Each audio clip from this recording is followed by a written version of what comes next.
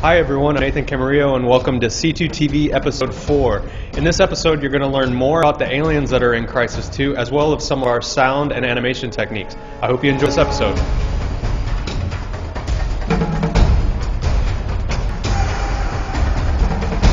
We looked a lot at the enemy types and the challenge was there, okay, now we're in a city environment, what kind of enemies would integrate better there and would make sense and actually provide interesting gameplay? One big difference between the aliens in Crysis 1 and Crysis 2 is that the new aliens have feet. And the aliens in Crysis 1 didn't.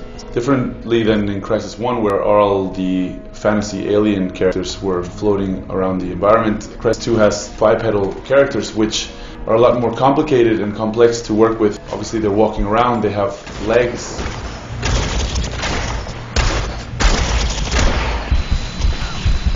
You can hear the footsteps before he sees the alien actually in the distance. This makes a huge difference actually. The aliens are more in a way human-like. The human eye is very used to seeing things walking around, so any small detail that doesn't work or flow right is very easily spotted.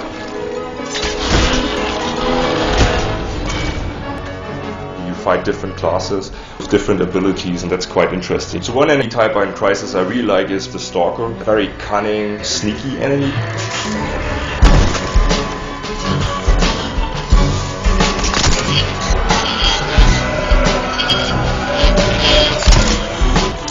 That we specifically designed to really work very well in the vertical environment that Crysis 2 takes place. So he can jump down, jump over things, leap up walls, move along the wall. He becomes a really interesting, challenging element in the gameplay, and a very scary one.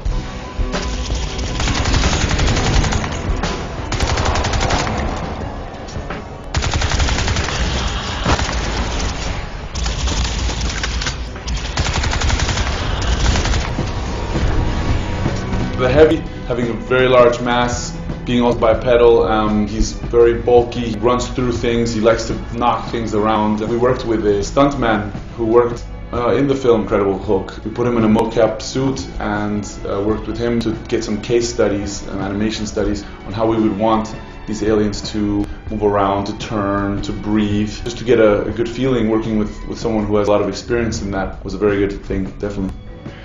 To me, it feels as though it's puppeteering this body. It sort of leads with the brain, and then the mechanics of the body follows. I instantly thought, well, if they're mechanical on the bottom and they're organic on the top, then it would be nice to sort of have false limbs that we work with in the motion capture volume. We've had to work very intensely doing a lot of animation tests and studies on how we want these characters to walk around, talk, act, and not look like a man in a suit, but actually also have character and personality and look out of this world, basically.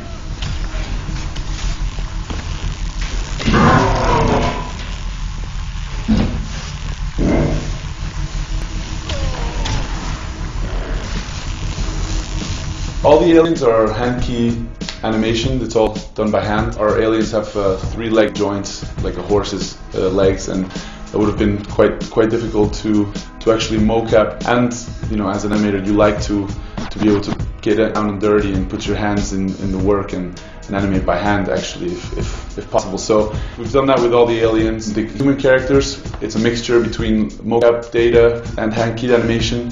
But yeah, it's been a lot of fun because we've gotten to be able to explore a lot of different areas by hand key animating these aliens. Switch! Open fire! Incoming!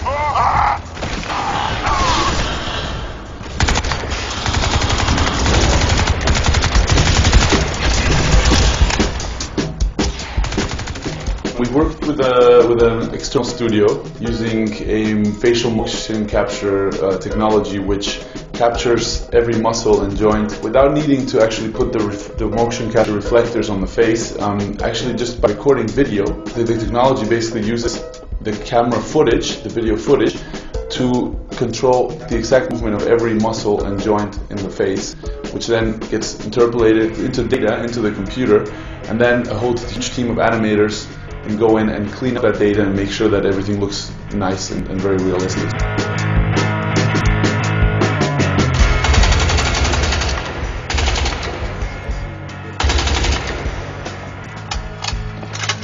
Our debug sound. Our sound hits the wall. You see that debug information.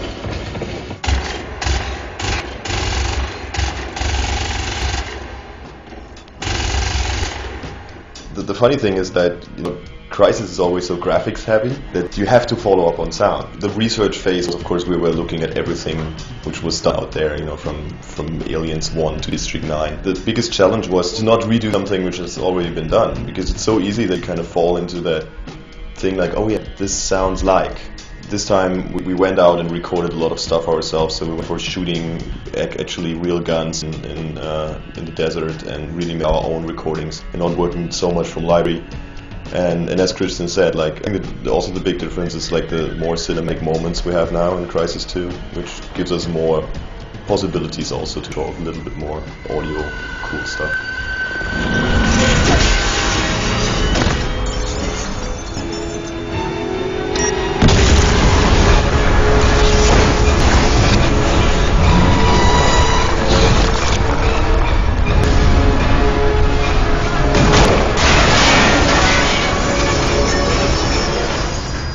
Now we kind of in the direction of like energetic sounds, which are a lot of based on actually instruments. So we use a lot of guitar and basses and kind of, you know, distort stuff in the end, and heavily processing, of course. Sound is a little bit like, you know, like colors is something. Some people prefer blue, some people red. In the end, does it work or not? And then the rest is taste. So far I think we're on a pretty good track to just, you know, be at least this unique thing that you kind of hear the sound, you kind of, oh, this is Crysis. So this is the big challenge, but also a big opportunity to just, you know, being really unique. In the last couple of weeks, actually, I've really started to see everything coming together. Finally can really see the light at the end of the tunnel, and all this hard work that we've been putting in really started to take place and come together, and I really feel like Crysis 2 has potential to be a very amazing game. Thanks for watching this episode of C2TV. Remember, there will be more episodes in the future. In the meantime, check out MyCrysis.com for all the latest Crysis 2 news and media.